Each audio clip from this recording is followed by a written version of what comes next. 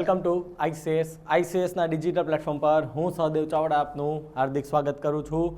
તો આજે જે આપણે 7 સપ્ટેમ્બરના કરંટ જોવાના છે એની પહેલાં તો એક વાત કરવી હતી કે ભાઈ રણશીંગું ફૂંકાઈ ગયું છે, બરાબર. આપણી દેશી ભાષામાં હું કાલે પેપરમાં તમે જોયું હશે ભરતી આવી ગઈ. પહેલા મહિનામાં પીઆઈ, ત્રીજા મહિનામાં એસટીએ અને એના જ પાછા ત્રીજા મહિના બોલી 7 તારીખે 18 તારીખે જીપીએસસી, એની પછી ડીવાયએસઓ. વિચાર કરો, જેમાં જીપીએસસીનો ઇન્ટરવ્યૂ તો નવેમ્બર સુધીમાં આવી જશે. એટલે વિચાર કરો કે 1 વર્ષમાં બધું કામ પૂરું. એટલે તૈયાર થઈ જાઓ. હવે આપણે મહેનત કરવાની છે, વધારે ધ્યાન આપવાનું છે, બરાબર. બી સિરિયસ. અને હા, દર વખતે વાત કરતો, પહેલાં બી વાત કરતો, આજે બી વાત કરું છું, કરંટ અફેર્સ તો આનાથી ઘણા છે, પણ આપણી સંસ્થાનો એક મોટો છે કે એટલું જ કરંટ આપણે ભણો કે જેટલું આપણે એક્ઝામ માટે કામનું છે. વધારે કોઈ ખીચડી કરવાની જરૂર જ નથી, બરાબર. એટલે 7 સપ્ટેમ્બરના કરંટ અફેર્સની આપણે શરૂઆત કરીએ. જે આપણે પહેલો ટોપિક જોવાનો છે એ છે કેન્દ્રીય મંત્રીમંડળ જે આપણું છે એણે આરોગ્ય અને ચિકિત્સા ક્ષેત્રે ભારત અને ઇઝરાયલ વચ્ચેના એમઓયુને મંજૂરી આપી. યાદ રાખજો, આરોગ્ય અને ચિકિત્સા ક્ષેત્રો અને કોના બે વચ્ચે એમઓયુની મંજૂરી થઈ? કેન્દ્રીય મંત્રીમંડળે ભારત અને ઇઝરાયલ વચ્ચે. એમઓયુ એટલે મેમોરેન્ડમ ઓફ અન્ડરસ્ટેન્ડિંગ, બરાબર. તો હવે આજે એમઓયુને મંજૂરી આપી છે અને પ્લસ વિધાન તો તમારું પહેલું આ જ બનવાનું છે કે ભાઈ આપણે હજી આગળ જોશું, હજી બીજો બી એક એમઓયુ આવવાનું છે, તો એમાં તમને દેશના નામ તમને ઉલટ ફુલટ કરી શકે. તો પહેલું જ વિધાન આ બનવાનું છે કે તાજેતરમાં કેન્દ્રીય મંડળ આપણે હોય તેમાં લખી દે ભારત અને સ્પેન વચ્ચે આપણે આરોગ્ય અને ચિકિત્સા ક્ષેત્રે એમઓયુની મંજૂરી મળી. એટલે પહેલું જ વિધાન તમારે આ વાક્યમાંથી જ બની જાય. અથવા તો જો તમે ડીવાયએસઓ કે એસટીઆઈની એક્ઝામ આપશો તો એમાં બી 1 માર્કનો ડાયરેક્ટ સવાલ બની શકે કે ભાઈ નીચેનામાંથી કેન્દ્રીય મંત્રીમંડળે આરોગ્ય અને ચિકિત્સા ક્ષેત્રે કયા બે દેશ વચ્ચેના અથવા તો ભારત સાથે કયા દેશને એમઓયુની મંજૂરી આપી આરોગ્ય અને ચિકિત્સા ક્ષેત્રે. હવે નીચે શું આપે ઓવરઓલ? પહેલાં તો તમે જે ટીક કરી શકો ને એવા જ આપે. અમેરિકા આપે, રશિયા આપે, જાપાન આપે. તમને શું થાય કે ભાઈ અમેરિકા કે રશિયા બેમાંથી એક હશે, પણ આવું બની શકે, બરાબર. આનું બી રીઝન છે, આ કરંટ અફેર્સમાં આપણે જોવાનું છે ડીપમાં. પ્રિલિમ બેઝ બી જોશું અને મેઇન્સ બેઝ બી જોશું. જેમ કે આમાં જો તમને વાત કરું, હવે આપણે કેન્દ્રીય મંત્રીમંડળે કર્યું છે તો એની અધ્યક્ષતા કોણ કરશે? વડાપ્રધાન. તો કેન્દ્રીય મંત્રીમંડળના આપણા અધ્યક્ષ શ્રી પીએમ નરેન્દ્ર મોદી સાહેબ છે, એમણે ભારત અને ઇઝરાયલ વચ્ચેના આરોગ્ય અને ચિકિત્સા ક્ષેત્ર, ખાસ યાદ રાખજો, આરોગ્ય અને ચિકિત્સા ક્ષેત્રે આપણે જે એમઓયુ કરેલા હતા એને મંજૂરી આપી દીધી. પહેલાં તો જો તમને ઇઝરાયલ દેશની વાત કરી દઉં તો ઇઝરાયલ દેશ આમ તમે જોવા જાઓ ને તો ઘણો મહત્વપૂર્ણ દેશ છે. એની પાસેથી ઘણું શીખવા જેવું છે. જેમ કે હું તમને એમ કહી શકું કે દુનિયાને ટપક સિંચાઈ પદ્ધતિ આપવાવાળું ઇઝરાયલ. કારણ કે ઇઝરાયલની તમે ભૌગોલિકતા તમે જુઓ તો એ આજુબાજુ 7 દેશોથી ઘેરાયેલો છે અને વિધિની વક્રતા જુઓ કે 7 દેશો એના દુશ્મન છે અને 7 દેશોએ અલગ અલગ હુમલો કરેલો છે ને મળીને હુમલો કરેલો છે. તથા પણ વિચાર કરો કે 7 દેશો હુમલો કર્યો છતાં તેને હરાવીને આજે બી અડીખમ ઊભું છે. એનું કારણ શું છે કે ભાઈ એની ડિફેન્સ લેવલની ક્ષમતા, એનું જે ડિફેન્સ જે છે ખૂબ જ જોરદાર છે. ઇઝરાયલની ડિફેન્સ સિસ્ટમ બી આપણી પાસે છે. પ્લસ અત્યારે હવે આપણે પોતાના ડ્રોન બનાવતા થયા, જેમ કે રુસ્તમ 2. આજે આપણે કાલનું જે આપણે કરંટ અફેર્સ જોશું કે જેમાં મિસાઇલના બધા પરીક્ષણો છે, એમાં રુસ્તમ 2ની વાત આપણે આવશે, કરીશું ડિટેલમાં. પણ રુસ્તમ 2 ભારતે બનાવેલું ડ્રોન. તો હવે વિચાર કરો કે અત્યાર સુધી, હવે તો ભારતે પ્રગતિ શરૂ કરી, પણ અત્યાર સુધી આપણે ડ્રોન પરની નિર્ભરતા ઇઝરાયલ પાસે હતી. ઇઝરાયલ પાસેથી આપણે ખેતીનું બી ઘણું શીખવા જેવું છે, ઘણી વસ્તુ આયાત બી કરવી છે અને ઇઝરાયલ પાસેથી આપણે ડિફેન્સ સિસ્ટમ બી ખરીદી. અને અત્યારે જો તમને લેટેસ્ટ ડિફેન્સ સિસ્ટમની વાત કરું તો આપણે જે અત્યારની સૌથી લેટેસ્ટ ડિફેન્સ સિસ્ટમ જે ખરીદી છે એ છે રશિયા પાસેથી S-400, બરાબર. આપણે તમે સાંભળ્યું હશે, ન સાંભળ્યું યાદ રાખજો, S-400 defence missile system Russia પાસેથી ખરીદી છે. ઓકે, તો આગળ જો હું તમને વાત કરું હવે, તો આ જે એમઓયુ થયા મેમોરેન્ડમ ઓફ અન્ડરસ્ટેન્ડિંગ, એમાં આપણે કયા કયા મુદ્દાને આવરી લીધા છે? તો એમાં પહેલો જ છે કે આપણે ડોક્ટરો અને અન્ય વ્યવસાયિકોની આપલે કરશું અને એકબીજાને આપણે તાલીમ પણ આપીશું. એક વસ્તુ છે કે તમે વિચાર કરો, આપણે એકદમ દેશી ભાષામાં વાત કરું તો આપણે અત્યારે ડોક્ટરો પાસે જઈએ તો અમુક ડૉક્ટર ટીબીનો સ્પેશિયાલિસ્ટ હશે, અમુક તમને ખબર હોય તો હાડકામાં અમુક લોકો તમને ખબર હોય કાંડાના હોય, અમુક પગના હોય. તો હવે એ ડૉક્ટરો આપણે હાડકાના ડૉક્ટરો છે, એક હાથનો છે ને એક પગનો છે, તો બે એકબીજા મળી જાય ને એકબીજાને તાલીમ લઈને કેટલું સારું પડે. પહેલાં એ ખાલી હાથની જ સુવિધા આપી શકતો અને પગ માટે એને બીજે મોકલવા પડતા. તો આવું જ છે, એ દેશનું નોલેજ છે અને આપણા દેશનું નોલેજ. તો એ દેશને આપણે નોલેજ લેશું એની પાસેથી તો કંઈક એવી વસ્તુ આપણને મળશે કે જે આપણા માટે બી ઉપયોગી થશે અને સામે પક્ષે એને બી આપણી માટે સારું પડશે, આપણી પાસેથી કંઈક નોલેજ લેશે તો. અને આ એમઓયુ જે થયા એમાં આપણે આગળ હમણાં જોવાનું છે, કોરોના કાળમાં આપણા સંબંધો થોડાક વધારે ગાઢ થઈ ગયા. અને ઇઝરાયલ તો તમને ન્યા સુધીની વાત કરું, તમને ખબર હોય તો આપણે અરુણાચલ પ્રદેશમાં આપણે સૈન્ય ગોઠવી દીધું હતું, ભારત અને ચીને સામસામે, બરાબર. ત્યારે ઇઝરાયલ એકમાત્ર એવો દેશ હતો એને ઓપન સપોર્ટ આપ્યો હતો કે યુદ્ધ થશે તો અમે ભારત સાથે છું, પ્લસ અમે ભારતને હથિયાર પણ આપીશું. આનું નામ કહેવાય મિત્રતા, બરાબર. તો આ ઇઝરાયલ દેશે અને હવે આપણે મિત્રતા એમઓયુ થ્રુ વધારે ગાઢ બનાવવા જઈ રહ્યા છીએ. આગળ જો વાત કરું તો હવે આરોગ્ય સંભાળ સુવિધાઓની આપણે સ્થાપનામાં હવે સહાયતા કરીશું. એ આપણને કરશે, આપણે એને કરીશું, બરાબર, જેની રિક્વાયરમેન્ટ જ્યારે હોય ત્યારે. આગળ વાત કરું તો તબીબી ઉપકરણો છે, ફાર્માસ્યુટિકલ્સ છે, કોસ્મેટિક સંબંધિત માહિતીનું આપણે હવે વિનિમય કરીશું. કારણ કે એક વસ્તુ છે આમાં તો હું તમને શ્યોરલી કહી શકું કે ભાઈ આપણે જે ફાર્માસ્યુટિકલ અને કોસ્મેટિક્સ જે છે ને એ તો એ લોકો આપણી પાસેથી જ કરશે વિનિમય, કારણ કે એ ક્ષેત્રમાં આપણો દબદબો છે, બરાબર. આગળ જો તમને વાત કરું તો જાહેર આરોગ્ય ક્રિયાઓ અને જળવાયુના જોખમો સામેની કુશળતાની આપણે આપલે કરવી. આ બાબતે તો આપણે બંને દેશનું કહી શકીએ, એવું ન કહી શકું કે ભારત મહાન છે. ઇઝરાયલમાં બી એટલી એની જળવાયુ આપણે જે જોખમો છે એ વાત જવા દો, કારણ કે એની ભૌગોલિક પરિસ્થિતિ એવી છે કે વરસાદ ઓછો પડતો પહેલાં તો, આજે લોકોએ ટપક સિંચાઈ પદ્ધતિ કરીને એનો દેશ આખો હરિયાળો કરી દીધો. ભારતમાં તમને ખબર છે ભારત 3 બાજુથી આપણે દરિયાથી ઘેરાયેલો છે, 3 બાજુ એટલે ગુજરાત આ ને નીચેથી, બરાબર. એ બેઝ પર કહું છું, આપણે અરબ સાગર, બંગાળની ખાડી, હિન્દ મહાસાગર, ઓકે. તો એમાં ભારતમાં બી તમને ખબર છે અવારનવાર વાવાઝોડા આવે છે. તો એ બંને એ બાબતની આપલે કરશે કે ભાઈ આ જે કુદરતી છે અથવા તો જળવાયુ જોખમો છે અથવા જાહેર આરોગ્ય ક્રિયાઓ, જેમ કે હવે આ જાહેર આરોગ્ય ક્રિયામાં કઈ આપણે વસ્તુ કે ભાઈ આ મહામારી એવી આજ દિન સુધી કોઈ સરકાર તૈયાર નહોતી, અને જે સરકારો તૈયાર હતી એ કાં હળગી ગયા કાં દટાઈ ગયા. 100 વર્ષ પહેલાં આવી હતી મહામારી, બરાબર.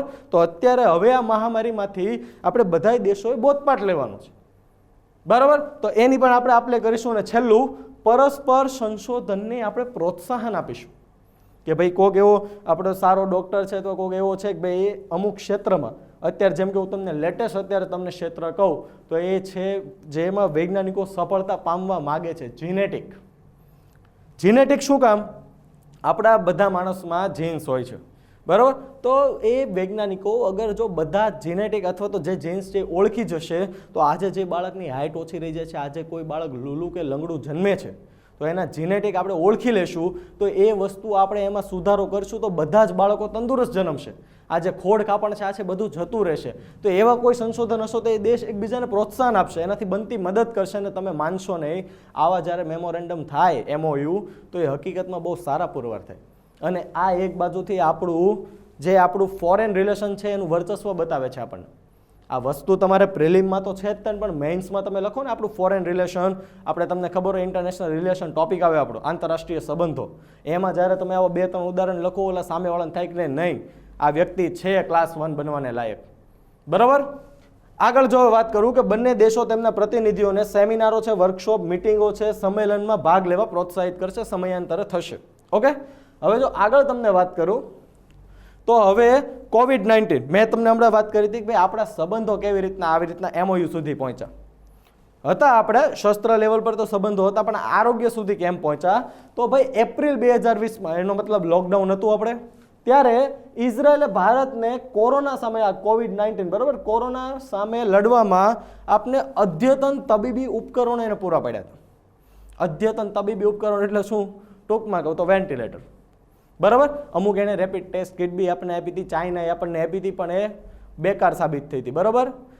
આપણને ઇઝરાયલે ખૂબ સારી સહાય કરી હતી. બદલામાં ભારત દેશ છે ભાઈ, બરાબર. આપણે તમને ખબર છે કોઈક વ્યક્તિ આપણા ઘરે કંઈક આપવા આવ્યું હોય ને આપણે જ્યારે એનું વાસણ દેવા જાવી તો આપણે સામાન્ય માણસોનું વાસણ નથી ખાલી જવા દેતા, તો આ તો આપણી ભારત સરકાર છે, બરાબર. તો એને જે આપણે અદ્યતન તબીબી ઉપકરણો આપણને મોકલા હતા તો બદલામાં આપણે ભારતે હાઇડ્રોક્સી ક્લોરોક્વિન, તમને ખબર હોય તો માર્ચ, એપ્રિલ, મેમાં કોરોનાની દવા ખાલી એક જ હતી, હાઇડ્રોક્સી ક્લોરોક્વિન. ટ્રમ્પે તમને ખબર હોય ટ્વીટ કર્યું હતું ભારત નહીં આપે તમે આમ કરશું, બરાબર. આજે એના જીતવાના ઠેકાણા નથી. કારણ કે ભારત ફાર્માસ્યુટિકલ્સમાં આપણો દબદબો છે. તો ભારતે જે હાઇડ્રોક્સીક્લોરોક્વિન હતી 5 ટન આપણે મોકલી હતી, બરાબર. એ આપણા સંબંધો દર્શાવે છે. તમે જોવો 5 ટન દવાઓ આપણે મોકલી હતી. ઉપરાંત કોવિડ-19 માટે ઝડપી પરીક્ષણ ઉકેલો, ઝડપી પરીક્ષણ એટલે રેપિડ ટેસ્ટ, એમ આપણે તાત્કાલિક રિઝલ્ટ મળે એવા વિકસાવવા સંશોધનકારોની ટીમ ઇઝરાયલથી આપણે ભારત આવી હતી. અને હવે આપણે ઇઝરાયલ છે એવી ટેસ્ટ કિટ વિકસાવી રહ્યું છે કે જે માત્ર 30 સેકન્ડમાં તમને કહી દેશે કે તમને કોરોના છે કે નહીં, બરાબર. અને હા, કોરોનાથી ડરવાની જરૂર નથી, પણ હા, બેઝિક તમને સિમ્ટમ હોય, શરદી હોય તો બતાવી દો, ઘરે ક્વોરન્ટાઇન થઈને મટી જાય છે, હવામાં નહીં રહેતા, બરાબર. નકર પાળિયા થઈ જાઓ, પાળિયા તો ન થાવે યુદ્ધમાં નથી, ફોટે ટીંગાઈ જાઓ, બરાબર. તો આ 30 સેકન્ડથી ઓછા સમયની એક રેપિડ ટેસ્ટ કિટ પણ એ લોકો વિકસાવવાના છે. આર્ટિફિશિયલ ઇન્ટેલિજન્સ, ઇઝરાયલ હોય એટલું ડેવલપ છે અને આર્ટિફિશિયલ ઇન્ટેલિજન્સ નો આવે એ તો બને જ નહીં. આર્ટિફિશિયલ ઇન્ટેલિજન્સ એટલે શું? AI. આર્ટિફિશિયલ ઇન્ટેલિજન્સ તમને દેશી ભાષામાં તમને વાત કરું તો આ ઉપકરણો એવા છે કે જેની ખુદની બુદ્ધિ છે, બરાબર. એને આર્ટિફિશિયલ ઇન્ટેલિજન્સ કહેવાય. એ ખુદ બધું વસ્તુ કરી શકે, વિચારી શકે. એક શ્રેષ્ઠ તમને એક્ઝામ્પલ આપું, ન ખબર પડે તો આપણે રજનીકાંતનું રોબોટ પિક્ચર છે એમાં જે રજનીકાંત રોબોટ જે છે ચિટ્ટી, એ આર્ટિફિશિયલ ઇન્ટેલિજન્સનું શ્રેષ્ઠ એક્ઝામ્પલ. હોલિવૂડના ફેન હોય એના માટે ટર્મિનેટર મૂવી, બરાબર. આર્નોલ્ડ જે છે એ બધા કહેવાય આર્ટિફિશિયલ ઇન્ટેલિજન્સ. આપણે લેવલ સુધી નથી પહોંચ્યા, પણ હા, શરૂઆત થઈ ગઈ છે, બરાબર. એમાં તમને વાત કરું તો ભારત અને ઇઝરાયલ ગ્રામીણ વિસ્તારોમાં ક્ષય રોગની તપાસને હવે વધારવા માગે છે. કારણ કે હાલની તારીખના ભારતમાં આમાં ડેટા આપણે લખ્યો છે 3.6 મિલિયન લોકો જે છે એ આરોગ્ય સુવિધાના અભાવના કારણે એનું ક્ષય રોગનું નિદાન થતું જ નથી. અને ટીબી વસ્તુ એવી છે, ટીબી ઘણા પ્રકારની હોય. જેમ કે જો તમને હાડકાની થઈ ટીબીને, એમાં કરોડરજ્જુમાં જો ટીબી થાય અહીંયા પાછળ, તો માણસ વિકલાંગતા પણ આવી જાય છે. આજે ટીબી રોગ ભલે તમારા ને મારા માટે સામાન્ય થઈ ગયો છે, પણ એક સમય ટીબી જે આપણો એડ્સ છે, કેન્સર છે, એવા રોગ હતા. એ આપણા બાપદાદાના સમયમાં એ રોગ એવો જ હતો. જ્યારે ટીબી થતું ત્યારે એક ઘરમાં માતમ છવાઈ જતું, ધીમે ધીમે વ્યક્તિને મરતા જોવો પડતો, પછી માણસ સુકાતો છે. અને હા, જો આજે લાઈનમાં તમે આવ્યા છો જીપીએસસીમાં, તો કોઈ પણ વ્યક્તિને ટીબી થાય, નાનો માણસ હોય તો વટથી કહેજો, સરકાર ફ્રીમાં દવા આપે છે ટીબીની, અને એ બી બહુ સારી ને તમને ગેરંટી સાથે મટે, બરાબર. ને ટીબીની દવા તો હું તો એમ કહું આજના સમયની એટલી બેસ્ટ દવા છે ને ટીબીની, એવી કોઈ શોધાણી જ નથી. માણસ આવો હોય ને થઈ જાય મસ્ત એકદમ ફૂલ આમ ગલગોટા જેવું આપણે, બરાબર. એટલે આપણે ટીબીની સારવાર સરકાર અભિયાન ચલાવે છે. સરકાર 2025 સુધીમાં ટીબીને નાબૂદ કરવાનું લક્ષ્ય પણ અત્યારે સરકારે નક્કી કર્યું છે. તો ટીબી તમે સરકારી દવાખાને જઈ શકો છો. તો એ ટીબી મેં તમને કીધું એમ, જો આમાં લખ્યું જ છે 3.6 મિલિયનથી વધુ લોકો આરોગ્ય પ્રણાલીના અભાવે છૂટી જાય છે. તો હવે ક્ષય રોગની આપણે ક્ષમતાને વધારવા માટે ભારતભરમાં મેડિકલ ઇમેજિંગ આર્ટિફિશિયલ ઇન્ટેલિજન્સ હવે આપણે ગોઠવી રહ્યા છીએ, બરાબર. નો ડૉક્ટરની જરૂર પડે, મશીન એટલા આધુનિક આવી જાય, સેમ્પલ મૂકો એ મશીન જ તમને કહી દેશે કે ભાઈ ટીબી છે કે નહીં. મેં તમને કીધું એમ આર્ટિફિશિયલ ઇન્ટેલિજન્સ, વાત પૂરી થઈ ગઈ, કૃત્રિમ બુદ્ધિ.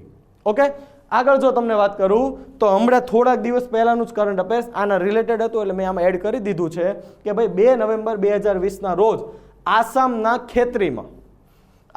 ખેત્રીમાં શાકભાજી માટે સેન્ટર ઓફ એક્સલન્સ બનાવવા માટેનો આપણે પાયો નાખ્યો, બરાબર. ટૂંકમાં કહું તો શાકભાજી માટેનું એક સુવિધા કેન્દ્ર, બરાબર. એ આપણે ઇઝરાયલના સહયોગથી નાખ્યો છે. ઓકે, તો આ વસ્તુ એક તમારે મગજમાં રાખવાની છે. હવે ભારત અને ઇઝરાયલમાં મેં તમને કીધું એમ આરોગ્ય અને ચિકિત્સા ક્ષેત્ર આપણે જોઈ લીધું. હવે બીજા બી કેન્દ્રીય કેબિનેટે એક એમઓયુને મંજૂરી આપી છે. જે ખાસ યાદ રાખવાનું છે, આ જે એમઓયુ જે છે એ ખગોળ વિજ્ઞાન ક્ષેત્રે થયું છે. અને કયા દેશો? ભારત અને સ્પેન. એટલે હું કહેતો તમે બે મિક્સ ન થઈ જાય. ભારત અને સ્પેન હોય તો ખગોળ વિજ્ઞાન, આરોગ્ય અને ચિકિત્સા ક્ષેત્ર હોય ને તો ઇઝરાયલ. કારણ કે ઇઝરાયલ દેશની તો હજી આ ટોપિક શરૂ થયું તમને વાત કરું. ઇઝરાયલ દેશમાં તો સાહેબ કેવું છે, જેન્ટ્સ હોય તો એને કમ્પલસરી 3 વર્ષની મિલિટરી ટ્રેનિંગ લેવાની, અને લેડીઝ હોય તો કમ્પલસરી 2 વર્ષની. શું કામ? આજે એનો દેશ એને ખબર છે કે 7 દેશો એની ઉપર નજર નાખીને બેઠા છે, એનું સૈન્ય કાલ સવારે પૂરું થઈ ગયું હોય અને દુશ્મન દેશ કદાચ જો એના દેશમાં ઘૂસી જાય ને તો એના દેશનો દરેક નાગરિક એક મિલિટરીનો માણસ જ છે, કારણ કે ટ્રેનિંગ લીધી છે, બધા હથિયાર ચલાવતા આવડે. એટલે ઇઝરાયલ દેશ વિશે તો એવું કહેવાય એની મિલિટરી બારે છે ને અંદરે છે, એટલે એ દેશને કોઈ હલાવી નથી શકતું. 7 દેશો વિચાર કરો, બોર્ડર. આપણે તો ખાલી ચીન ને આપણે પાકિસ્તાન છે તો બી આપણે કેટલી તકલીફ પડે, એને તો ફરતો 7 દેશો, બરાબર. એટલે એવું બનવું જોઈએ ને, એવી દેશદાજ બી આપણામાં હોવી જોઈએ, બરાબર. તો આ જે ખગોળ વિજ્ઞાન છે એમાં બી સેમ કેન્દ્રીય મંત્રીમંડળ છે, અધ્યક્ષ આપણા વડાપ્રધાન સાહેબ રહેવાના છે. તો તાજેતરમાં નરેન્દ્ર મોદીની અધ્યક્ષતામાં ભારત અને સ્પેન વચ્ચેના એક એમઓયુને મંજૂરી આપી, જે ખગોળ વિજ્ઞાનના ક્ષેત્રમાં બંને દેશો વચ્ચે વૈજ્ઞાનિક અને તકનીકી સહયોગની સુવિધા પૂરી પાડશે, બરાબર. શું કામ? કારણ કે ભાઈ ખગોળ વિજ્ઞાન છે, પૃથ્વીની બહારની વસ્તુ છે, બરાબર. એટલે એમાં વૈજ્ઞાનિક જોઈએ, એમાં આપણે ઓલા મેડિકલ ઉપકરણો ને એવું ન જોઈ, એટલે વૈજ્ઞાનિક અને પ્લસ તકનીકી સહયોગ. આજે સ્પેન જેવા દેશો આપણી સાથે શું કામ આવ્યા છે એનું બી રીઝન છે, નો ડાઉટ. આપણે આગળ જોશું. સ્પેન આપણો 15મો સૌથી મોટો આપણે દેશ છે, આપણે જેની સાથે નિકાસ કરતા હોઈએ. 7મો સૌથી મોટો આપણે રોકાણકાર દેશ છે, બધું તો છે જ. પણ આજે ખગોળ વિજ્ઞાન ક્ષેત્રે શું કામ આપણી સાથે આવ્યો? આપણી ઈસરોની સિદ્ધિ. આખી દુનિયા એમ કહે છે કે ચંદ્રયાન ફેલ છે, પણ ભાઈ 95% સક્સેસ છે. એ તો રોવર આપણું ખાલી ખબર નહીં કેમ થયું, સંપર્ક તૂટી ગયું. બાકી જે આપણું ઓર્બિટર જે હવે ચક્કરને મારવાનું છે, માહિતી દેવાનું જ છે. મંગળયાન, અક્ષય કુમારનું મૂવી આવ્યું હતું, એ મંગળયાન મિશન મોમ, આપણે પહેલી જ ટ્રાય, દુનિયાનો એકમાત્ર એવો દેશ કે જેના પહેલા પ્રયાસમાં મંગળ ગ્રહ પર પહોંચી ગયો. આજે આપણે શુક્ર સુધીના પ્રોજેક્ટ આપણે બનાવી લીધા છે અને આપણે સૂર્યનો પ્રોજેક્ટ આપણે ટૂંક સમયમાં બનાવ્યો છે. તો આજે ઈસરો વિચાર કરો, હમણાં વર્ષનો પ્રથમ સેટેલાઇટ છોડવાનો છે, થોડાક દિવસમાં તમારે ખબર આવશે, લગભગ 10 તારીખે, બરાબર. તો આજે ઈસરોની એટલી મહાન સિદ્ધિઓ છે, એટલે બધા એની સાથે જોડાવા માંગે છે, કારણ કે નો ડાઉટ એનું તો આપણને મળશે જ. તે આજે તમે નાસા કરો છો તો નાસામાં 60%થી વધારે સ્ટાફ તો ભારતીય છે. તો આજે દુનિયા આપણી પાસેથી જાણવા માંગે છે, અને ભારત બનશે એક સમય અવકાશનો જનક, બરાબર. તો ભારત અને સ્પેન વચ્ચે આગળ વાત કરું તો જે સ્પેનની જે છે સંસ્થા, જનરલી આ ખગોળ વિજ્ઞાન હોય તો એમાં સરકાર ન હોય, એ બંને દેશોની જે એક સંસ્થા હશે એ આમાં મર્જ થશે. એ બંને એકબીજાની આપલે કરશે, વૈજ્ઞાનિકોની હોય, તકનીકોની હોય, બરાબર. તકનીકી એટલે ટેકનોલોજી. તો આમાં જે સ્પેનની છે એ તો મારે નામ જોવું જ પડશે, બરાબર. એમાં તો આપણે નહીં હાલે. ઇન્સ્ટિટ્યૂટ ડી એસ્ટ્રોફિસિયા ડી કેનારિયસ, અને ભારતની ઇન્ડિયન ઇન્સ્ટિટ્યૂટ ઓફ એસ્ટ્રોફિઝિક્સ. આપણું કેવું ઇઝી નામ, ભારતના લોકો હેલામાં માને, બરાબર. આ બધા હોય જો ને, ઇન્સ્ટિટ્યૂટ ડી એસ્ટ્રોફિસિયન, અને આપણે ગુજરાતીમાં નામ જો ભારતીય ખગોળ ભૌતિકી સંસ્થા. આ બંને દેશો એમઓયુ થયા છે, વૈજ્ઞાનિકો અને તકનીકોની આપલે કરશે. આગળ કહું તો હવે આ એમઓયુ થયા કઈ પ્રવૃત્તિ હાથ ધરવામાં આવશે? તો પહેલાં તો મેં તમને કીધું એમ, નવી તકનીકો, જે નવી ટેકનોલોજી ડેવલપ થઈ છે એ બંને દેશો એકબીજા સાથે શેર કરશે. બીજું, નવા વૈજ્ઞાનિક પરિણામ. વૈજ્ઞાનિક પરિણામો ભાઈ, આપણે ખગોળ વિજ્ઞાન છે એમાં ઘણા આપણે વૈજ્ઞાનિક પરિણામો આવે. જેમ કે હું તમને એમ કહું, હમણાં બ્લેક હોલનો સૌપ્રથમ ફોટો આપને જાહેર કરવામાં આવ્યો. હવે બ્લેક હોલની થિયરી છે તો એમાં ઘણા પરિણામો છે. જેમ કે એક પરિણામ હું તમને બ્લેક હોલની વાત કરું તો બ્લેક હોલ વિશે એવું કહેવાય છે કે ભાઈ કોઈ પણ વસ્તુની અંદર જાય તો બહાર નથી આવતું, ચલો એ વસ્તુ ઓકે. પણ બ્લેક હોલ વિશે એવું બી કહેવાય છે, એક થિયરી એવી બી છે કે આપણે એક બ્લેક હોલ છે આ, અને આ બ્લેક હોલ, તો અહીંથી જ્યારે તમે જાઓ છો બ્લેક હોલમાં તો સમય ઊભો રહી જાય છે. એટલે આ ઊભો રહી ગયો, અને એ જે બ્લેક હોલ છે એ થિયરીમાં એવું કહે છે કે એક યુનિવર્સમાંથી બીજા યુનિવર્સમાં જવાનો રસ્તો છે. એટલે આપણી પૃથ્વી સમજો કે ભાઈ ધીમે ધીમે ફરે છે, બરાબર. આપણે 24 કલાકનો રાઉન્ડ થાય છે, એ હવે બ્લેક હોલ ગળી ગઈ, અને હવે પૃથ્વીને કદાચ આ બીજા યુનિવર્સમાં જતા વચ્ચે લાખો વર્ષનો સમય જતો રહ્યો તો સમય તો સ્ટોપ જ થઈ ગયો છે. તો તમને ખબર પડી કે તો તમેનું સમય સ્ટોપ થઈ જાય તો હું આજે આ ઉંમરનો છું તો હું આજે આ જ ઉંમરનો રહેવાનો, હું ગઢો નથી થવાનો. કારણ કે આજે સમયનું ચક્ર ફરે છે, એટલે આપણે યુવાન છીએ એમાંથી વૃદ્ધ થઈએ, બાળક છે એમાંથી યુવાન થાય, તો એક આ બી થિયરી છે. તો આવા જે નવા વૈજ્ઞાનિક પરિણામો આવશે તો એ બી આપણે શેર કરીશું, બરાબર. કારણ કે વૈજ્ઞાનિકો હશે પછી એમાં સમજશે, સાચું હશે તો દુનિયા લેવલ પર આપણે થિયરી મૂકીશું. આગળ વાત કરું તો સંયુક્ત વૈજ્ઞાનિક પ્રોજેક્ટ, આપણે જે ઈસરો જે છે નિત નવા પ્રોજેક્ટ કરે છે, હવે આપણે સંયુક્ત વૈજ્ઞાનિક પ્રોજેક્ટ કરીએ તો રીઝન શું? એ લોકોનો એક્સપિરિયન્સ મળે, પ્લસ આપણી પ્રોજેક્ટ કોસ્ટ છે એ ઘટે. તો 1 વર્ષ દરમિયાન આપણે 2 પ્રોજેક્ટ કરતા હશું તો આપણાથી 4 થશે અને પ્લસ દેશને ઘણી માહિતી મળશે. જેમ કે આજે હું તમને વાત કરું કે 1999માં જ્યારે કારગિલ યુદ્ધ થયું હતું સાહેબ, ત્યારે અમેરિકાએ આપણને પાકિસ્તાન બાજુનો જે ડેટા હોય મેપિંગનો એ આપણને આપવાની ના પાડી દીધી હતી. રીઝન શું હતું? એ કે તમારા બેનો આંતરિક મામલો છે, એમાં અમે ના આવું આપી શકીએ. અને એના લીધે આપણા 400 થી 450 સૈનિકો શહીદ થઈ ગયા હતા. હવે ત્યારે વિચાર કરો, ત્યારે સરકારને એવું મગજમાં આવ્યું કે ભાઈ આપણી ખુદની આવી જીપીએસ જેવી એક નેવિગેશન સિસ્ટમ હોવી જોઈએ. હવે એ જે સપનું જોયું હતું અટલ બિહારી વાજપેયીની સરકારે, નો ડાઉટ આપણે પોલિટિક્સમાં નથી પડતા, કોંગ્રેસના સમયમાં બી કામ શરૂ જ હતું અને મોદી સાહેબના સમયમાં એ કામ પૂરું થયું. જે સેટેલાઇટનું તમને કદાચ નામ ખબર હશે,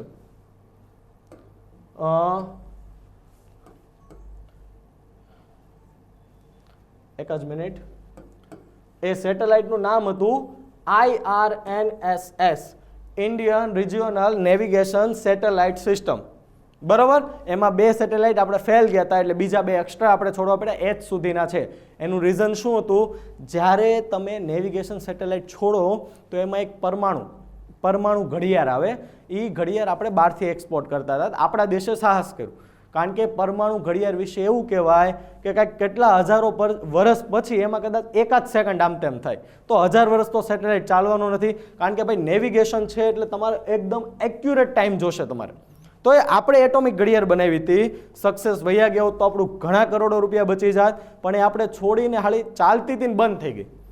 એટલે સેટેલાઇટ તો અત્યારે ફરે જ છે, પણ એની એટોમિક ઘડિયાળ બંધ પડી ગઈ, એના માટે થઈને આપણે ફરીથી સેટેલાઇટ છોડવો પડ્યો. બરાબર, અને એક તો આપણે પરીક્ષણ ફેલ ગયું હતું, એટલે 2 બીજા એક્સ્ટ્રા છોડવા પડ્યા.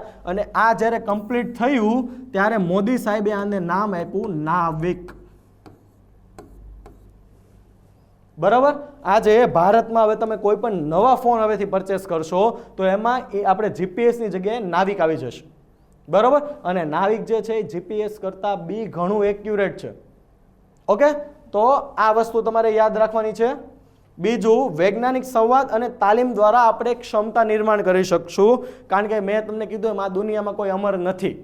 આજે અબ્દુલ કલામ સાહેબ ગયા, ઓફ થઈ ગયા, પણ એના જીવતા જીવ ટેસી થોમસને તૈયાર કરતા ગયા હતા. એ આપણે અબ્દુલ કલામ મિસાઇલ મેન કહેવાતા, ટેસી થોમસ મિસાઇલ વુમન કહેવાય છે. બરાબર, એમણે બી બ્રહ્મોસ મિસાઇલ છે, અગ્નિ મિસાઇલમાં છે, ઘણું સારું કામ કર્યું છે. તો એ ટેસી થોમસ છે, આપણે એમયુ કર્યા હતા, સંવાદ થશે, એ લોકો તાલીમ આપશે, હવે સ્પેન બી તાલીમ આપશે. તો આપણે આપણું ભારતનું ભવિષ્ય તૈયાર તો કરવું પડશે વૈજ્ઞાનિકોનું, કે જે વૈજ્ઞાનિકો આવ્યા છે એને તાલીમ આપવી પડશે. તો હવે આપણા એમઓયુ અંતર્ગત ભારત અને સ્પેન આપશે તાલીમ. ઓકે, તો આ મુદ્દા આપણે યાદ રાખવાના છે. અને આ કાર્યક્રમ અંતર્ગત વૈજ્ઞાનિકો માટે આગળ સેમ વસ્તુ આગળ જોયું એમ સંશોધન તાલીમ છે, પ્રોજેક્ટ છે, કાર્યક્રમો છે, પરિસંવાદો છે, સંમેલનો છે, એ બધું આપણે યોજીશું. ઓકે, હવે સ્પેનની વાત કરું આપણે, ભારત સ્પેનનો સંબંધ. તો મેં તમને હમણાં જ વાત કરી એમ સ્પેન ભારતનો 7મો સૌથી મોટો વ્યાપારિક ભાગીદાર છે. બરાબર, એટલે આપણે વિચાર કરો, ભારતમાંથી 7મા નંબરનો મોટો, કે જે આપણે વસ્તુ એટલું લઈ જાય છે, આપણે ત્યાંથી ખરીદી છે, આપણા માટે એટલું સારું છે. અને જો તમને એક વસ્તુ ખાલી સિમ્પલ વાત કરું તો 2017-18માં બંને દેશો વચ્ચે જે દ્વિપક્ષીય આપણે વ્યાપાર થયો હતો એ હતો $5.66 અબજ. હવે વિચાર કરો, આ 7મા નંબર પર છે ને $5.66 અબજ છે, પ્રથમ નંબરે કેટલો હશે?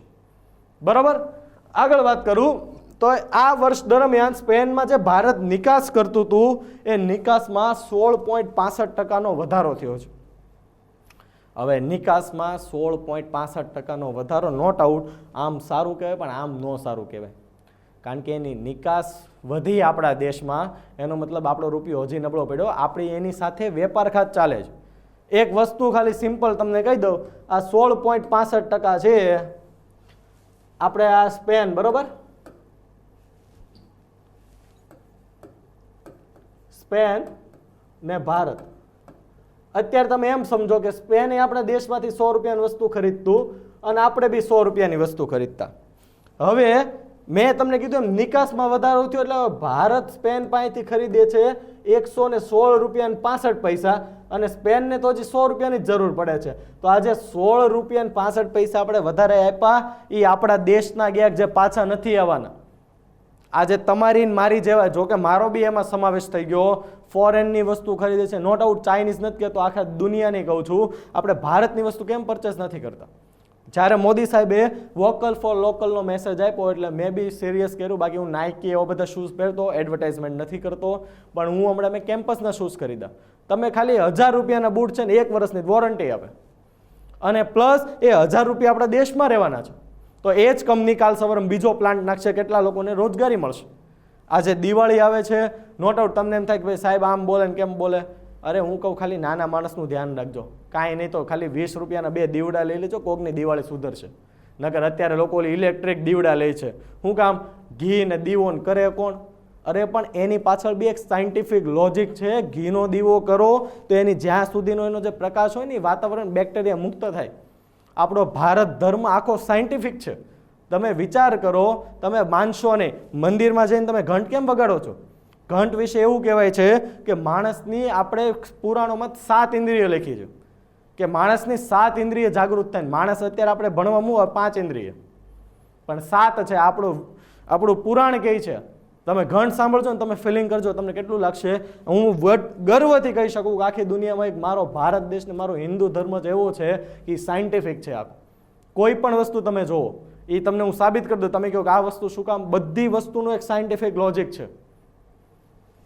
એટલે આ જે વેપાર ખાત પડે છે એના લીધે આપણો રૂપિયો નબળો છે. તમે વિચાર કરો, દેશની વસ્તુ ખરીદશો, દેશમાં રૂપિયા રહેશે, તો એક સમય એવો આવશે કે આજે 116 છે ને અહીંયા થઈ જાય અને અહીંયા 100 રૂપિયા થઈ જાય. એટલે આજે 16 રૂપિયા વધુ અહીંયા આવે ને એટલે શું થાય?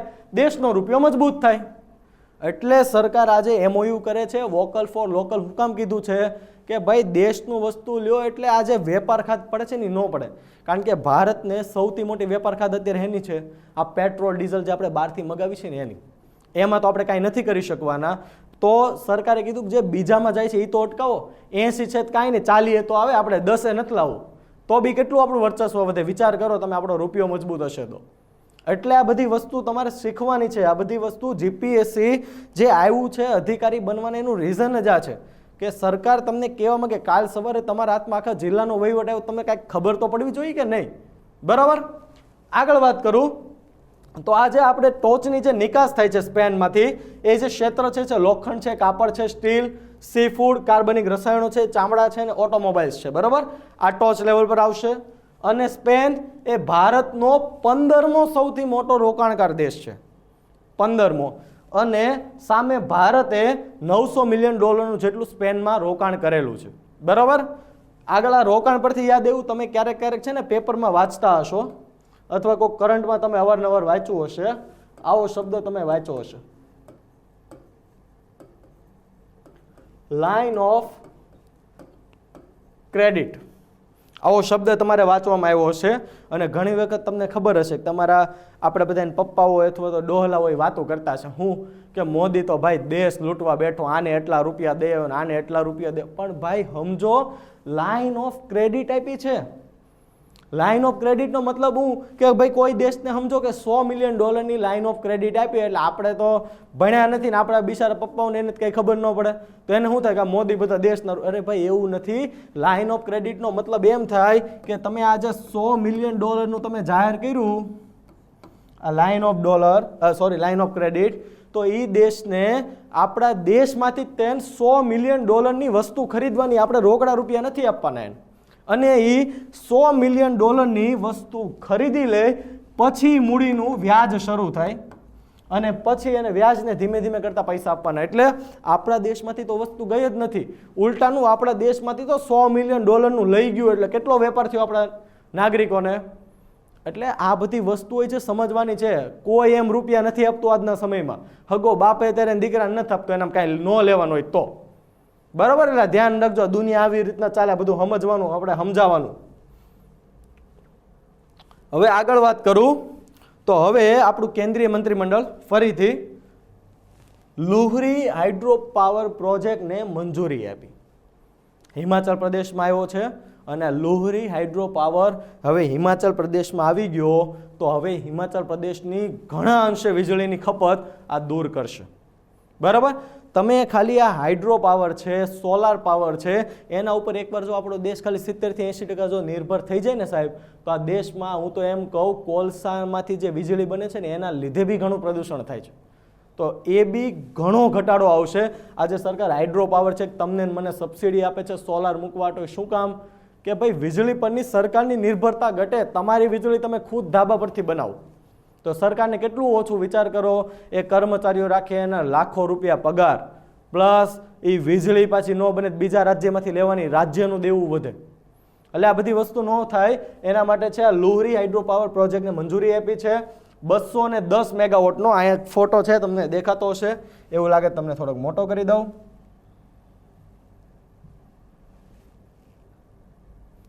જો આ 210 મેગાવોટનો છે લુહરી હાઇડ્રો પાવર પ્રોજેક્ટ. બરાબર, સતલુજ નદી પર બનવાનો છે આ, અથવા તો તમે સતલજ નદી કહો તો સતલજ નદી પર બનવાનો છે. વાર્ષિક 758.2 મિલિયન યુનિટનું વીજળીનું ઉત્પાદન કરવાનું છે. એટલે વિચાર કરો કેટલી ખપતમાં ઘટાડો થશે. અને તમને મને ખબર છે કે હિમાચલ પ્રદેશને બધા છે ત્યાં કોલસાની વીજળીને એવું બધું પોસાય એમ નથી. હા, ત્યાં નદીઓ ઘણી છે, ઝરણા ઘણા છે, તો તમે હાઇડ્રો પાવરનું ઉત્પાદન તો ત્યાં કરી જ શકો. આપણે જો રોકાણ કરીએ ને તો એ બેઝ પર લુહરી હાઇડ્રો પાવર પ્રોજેક્ટની આપણે શરૂઆત કરી દીધી છે, મંજૂરી મળી ગઈ છે. હવે જે આ પ્રોજેક્ટનું અમલીકરણ છે, સરકાર તો કંઈ મોદી સાહેબ તો બનાવવા નથી આવવાના મંત્રીમંડળ, તો આ જે પ્રોજેક્ટનું અમલીકરણ છે એ સતલુજ જળ વિદ્યુત નિગમ કરવાનું છે. અને આજે આપણે બનાવશું એ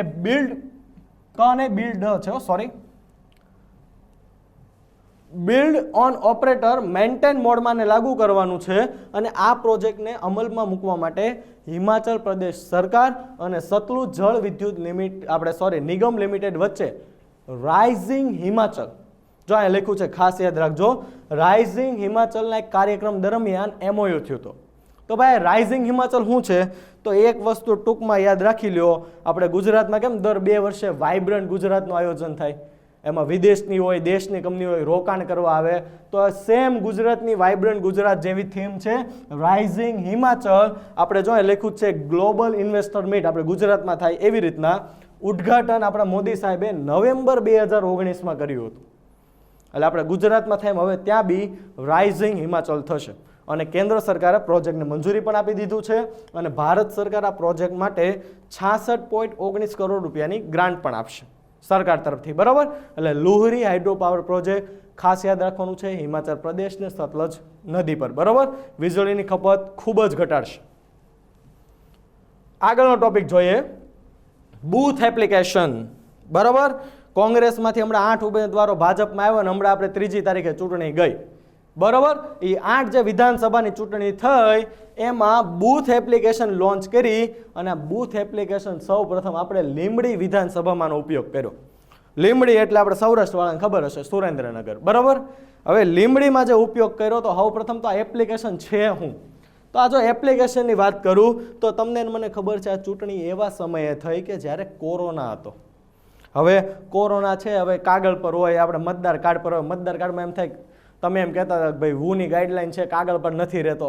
અરે પણ મતદાન કાર્ડમાં સમજો કે આપણે ડોહલા ઉભા હોય, કોકને કોરોના છીકું ખાય. હવે ઓલા અધિકારીને અડવું તો પડશે કે લાવો સાહેબ તમારું નામ ઊંચે દાદા, તે અડે એ વાયરસ એને જાય. કોરોના ફેલાવાની શક્યતા હતી. બરાબર ને, આજે બી નાગરિકોમાં આપણે દુઃખ સાથે કહેવું પડે છે જે જાગૃતતા હોવી જોઈએ નથી ને. હવે તો કોણ જાણે હું થયું, હું તો જો સુરતમાં છું, અમારે સુરતમાં લોકોને કોરોનાની બીક જ વહી ગઈ. કાંઈ કોરોના જેવું લોકોને લાગતું જ નથી. હવે જે હોય બરાબર, એને શરીરમાં અંદરથી એવા જ આવતો કે ભાઈ હું એન્ટીબોડી બોલું છું, હું બની ગયો છું. ભગવાન જાણે પણ બીક નથી રહી, પણ એ સારું નથી. એટલે સરકારે આપણી ચૂંટણી પંચ હતું એણે COVID-19ના રક્ષણ સામે આ બૂથ એપ્લિકેશન લોન્ચ કરી છે. એપ્લિકેશનમાં હશે શું, તો એક QR કોડ સ્કેન કરવાનો આવશે. QR કોડ હશે, તમે પેમેન્ટ કરતા હશો ત્યારે. બરાબર, એ QR કોડ જેવું આવે, એ મતદારોની માહિતી જેવો સામેવાળો અધિકારી છે એ QR કોડ આમ સ્કેન કરશે એટલે એની તરત જ મતદારની માહિતી મળી જશે.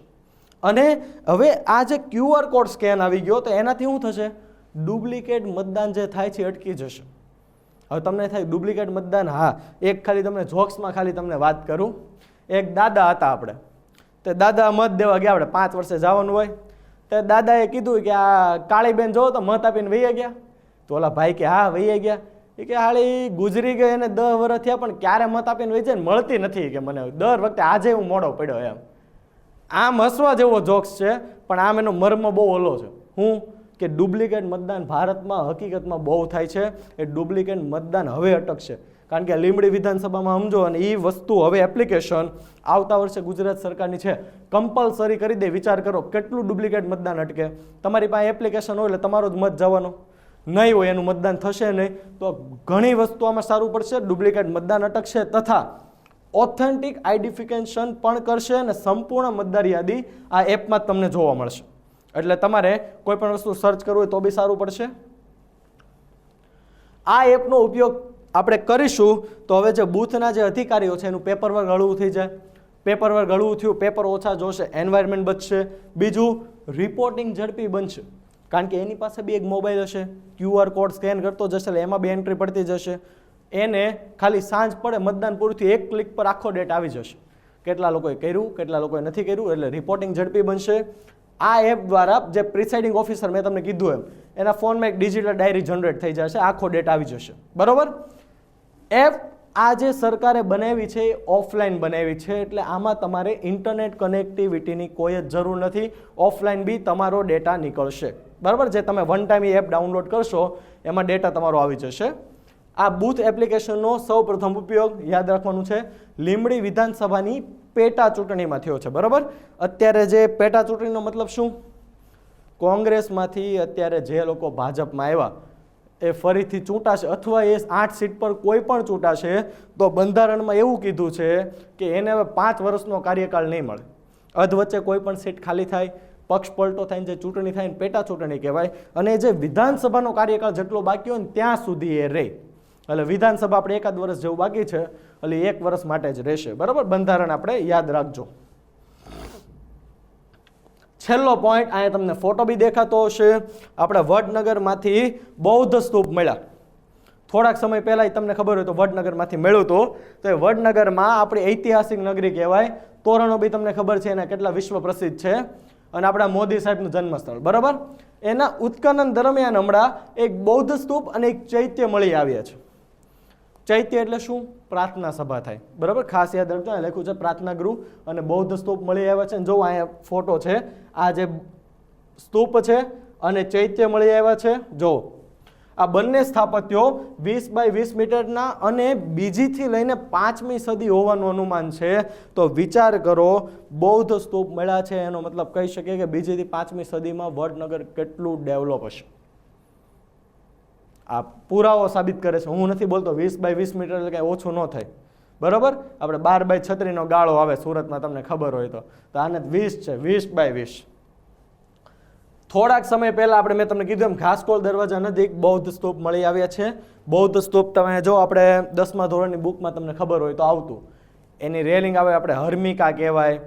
પછી ઉપર આપણે પ્રદક્ષિણા પથ આવે. એ બધી વસ્તુ આપણે યાદ રાખવાની છે. સ્તૂપ વિશે એવું કહેવાય છે કે સૌથી વધારે સ્તૂપ અશોક, મૌર્ય વંશના અશોક રાજાએ બનાવ્યા હતા ને એવું કહેવાય છે 84,000 જેટલા સ્તૂપ બનાવ્યા હતા. પણ એની પછી જેટલા આપણે હિન્દુ રાજા આવ્યા, જેટલા બહારના શાસકો આવ્યા, એણે આપણે સ્તૂપો બધા તોડેલા છે. અત્યારે સ્તૂપ બહુ ઓછા છે. શિલાલેખોને બધું એમણે જ શરૂઆત કરી છે. બરાબર. તાજેતરમાં મળેલો જે બૌદ્ધ સ્તૂપ છે એ વડનગરના રેલવે ફાટક પરથી મળી આવ્યો છે. ત્યાં મહાકાય માટલા, એ જ સ્થળ પર અગાઉ મહાકાય માટલા, બૌદ્ધ ભિક્ષુકનું હાડપિંજર સહિતના અવશેષો મળી આવ્યા છે. આ મૂર્તિઓ પણ મળેલી છે. બીજીથી 5મી સદીની હોય ને એવું કહેવાય છે. અને પુરાતન વિભાગના જણાવ્યા અનુસાર વડનગરમાં 10 જેટલા બૌદ્ધ સ્તૂપ હોવાનું જણાવાઈ રહ્યું છે. ઓકે. તો આજના કરંટ માટે બસ એટલા ટોપિક આપણી એક્ઝામ લક્ષી કામના હતા. હવે મેં કીધું એમ રણશીંગા ફૂંકાઈ ગયા છે, તૈયારી કરવાની છે. એકવાર જો તમને એવું લાગતું હોય કે ઘરેથી તમારી તૈયારી થઈ શકે એમ નથી તો એકવાર અવશ્ય અમારી સંસ્થાની મુલાકાત લ્યો. અમે તમને ગાઈડ કરીશું. અમે તમને ગાઈડ કરીને કઈ રીતના તૈયારી કરી, કેમ કરી, આપણી ફેકલ્ટી કેવી છે, બધું જ અમે તમને માર્ગદર્શન આપીશું. બરાબર. તો છેલ્લે તો બસ એટલું જ કહીશ કે keep learning, keep educating, because as we all know education is life itself. જય હિન્દ, જય ભારત.